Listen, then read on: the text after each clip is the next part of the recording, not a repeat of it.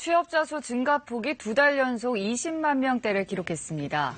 이 숫자만 보면 고용 사정이 나아진 것 같지만 노인 공공일자리 영향이 크고 제조업은 오히려 12달째 감소세입니다. 게다가 30, 40대의 고용 사정은 여전히 부진한데요. 자세한 내용 오수호 기자가 보도합니다. 지난달 신규 취업자 수가 1년 전보다 25만 명 늘면서 정부 목표치인 15만 명을 2달 연속 웃돌았습니다. 15세 이상 인구에서 취업자가 차지하는 비중, 즉 고용률도 60.4%로 높아지면서 3월 기준으로 36년 만에 최고치를 기록했습니다. 하지만 자세히 들여다보면 좋게만 볼 수치는 아닙니다.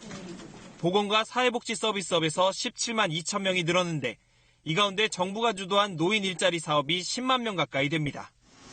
반면 비교적 괜찮은 일자리인 제조업은 12달째 감소세입니다. 반도체를 포함하고 있는 전자부품 쪽, 전기 장비 쪽이 마이너스가 지속이 되고 있는 부분에서 제조업 감소가 지속이 되고 있습니다. 연령대별로 봐도 큰 폭으로 늘어난 60세 이상 취업자는 임시 일용직이 많습니다. 반면 한창 일할 나이인 30대와 40대는 25만 명이나 줄었습니다. 특히 40대는 인구 감소를 감안한 고용률도 1년 2개월 연속 낮아졌습니다. 나가는 분은 없고 계속 올라오는 젊은 층은 많고 이 중간 저희 세대들은 정말 취업을 하려고 그러면 고민거리가 많습니다. 문제는 이들이 결혼해 가족을 부양하고 있는 경우가 많아 다른 연령대보다 실업의 여파가 더 크다는 점입니다. 30, 40대 가구주는 주거비와 생활비 부담으로 다른 연령대에 비해 빚도 많고 증가폭도 훨씬 큽니다. 한창 돈을 많이 벌어 소비도 하고 빚도 갚아야 하는데 그렇지 못하면 경제 전체에도 악영향을 미치게 됩니다.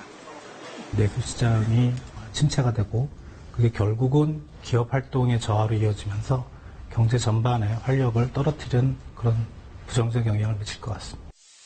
정부가 올해 책정한 직접 일자리 예산은 3조 8천억 원으로 주로 노인 등 취약계층이 대상입니다.